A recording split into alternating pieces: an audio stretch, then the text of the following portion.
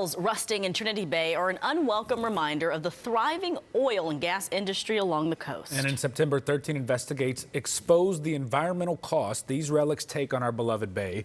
They come with another cost to taxpayers, too. Since our report, the state has spent hundreds of thousands of dollars plugging some of these forgotten wells.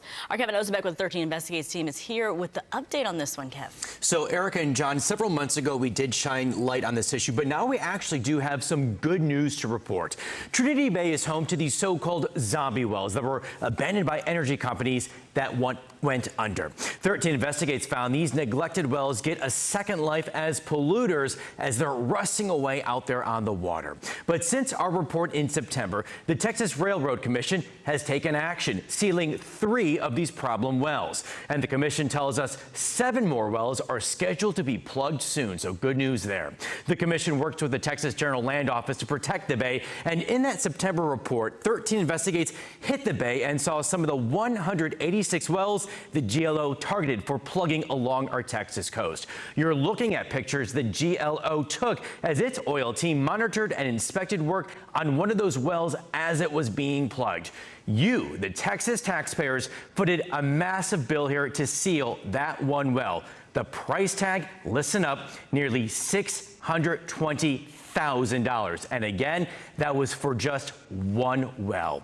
But many say that is money very well spent, since polluting and potentially toxic gas can bubble up from some of those wells. Our colleagues at ABC News went out on the bay this year and tested 10 wells. 7 out of the 10 they tested in Trinity Bay were leaking combustible gas. Tonight, wherever you stream ABC News Live, whether that be Disney+, Hulu, or elsewhere, make sure to catch more of our joint reporting with ABC News. Zombie wells, the threat beneath, airs tonight at 7 p.m. Again, wherever you stream ABC News Live. And not only will there be a very deep dive on how these wells impact our bay, but it also exposes the dangers they pose in West Texas and all across the country. So this is a problem here in the heartland, Jonathan and Erica, but also you will find these zombie wells from New York all the way to California. Wow, interesting. And obviously these wells have been rusting out there for so long, and it's been months that you've been reporting on this. Why is it taking the state so long to plug them? So it may seem like this would be easy work, right? Just put some liquid metal into those wells and call it a day. It's far from that. We are told by the Railroad Commission this is very technical work. Only a few contractors can do this. And don't forget, this is out in open water. You saw the price tag there, more than $600,000. But the Railroad Commission says there are these zombie wells even further out in the Gulf in much deeper waters.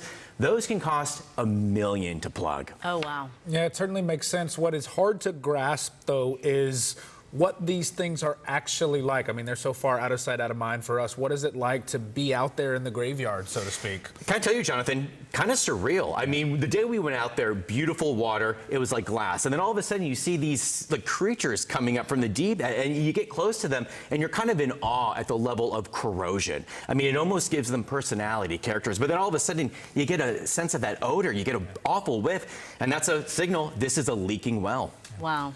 Quite a story. Again, the full special tonight on ABC News Live. Kevin, good stuff as always. Thank you. Thank you.